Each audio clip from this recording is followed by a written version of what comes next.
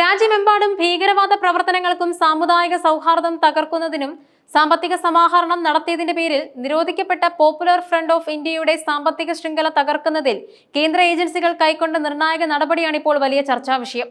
കേരളത്തിന്റെ വിവിധ ഭാഗങ്ങളിലായി PFIയുടെ ഉടമസ്ഥതയിലുള്ള ഭൂമി ഉൾപ്പെടെയുള്ള 67 കോടി രൂപയുടെ സ്വത്ത് വകകളാണ് എൻഫോഴ്സ്മെന്റ് ഡയറക്ടറേറ്റ് കണ്ടുകിട്ടിയത്.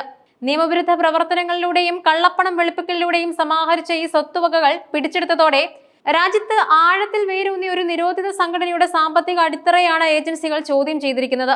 മൊത്തത്തിൽ പോപ്പുലർ ഫ്രണ്ടും അതിന്റെ രാഷ്ട്രീയ മുഖവുമായി പ്രവർത്തിച്ചിരുന്ന സോഷ്യൽ ഡെമോക്രാറ്റിക് പാർട്ടി ഓഫ് ഇന്ത്യയുമായി ബന്ധപ്പെട്ട ഏകദേശം 129 കോടി രൂപയുടെ സ്വത്തുവകകളാണ് ഇതുവരെയായി കണ്ടുകെട്ടിയിരിക്കുന്നത്.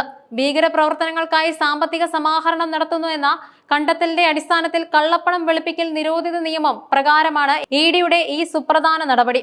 ഈ കണ്ടുകെട്ടിയ സ്വത്തുവകകളിൽ ഏറ്റവും പ്രധാനപ്പെട്ടതും വർഷങ്ങളായി ദുരൂഹതകൾ നിറഞ്ഞതുമായ ഒരു സ്ഥാപനമാണ് മലപ്പുറം ജില്ലയിലെ മഞ്ചേരിക്കടുത്ത് പുൽപ്പറ്റ പഞ്ചായത്തിൽ സ്ഥിതി ചെയ്തിരുന്ന ഗ്രീൻ വാലി ഫൗണ്ടേഷൻ.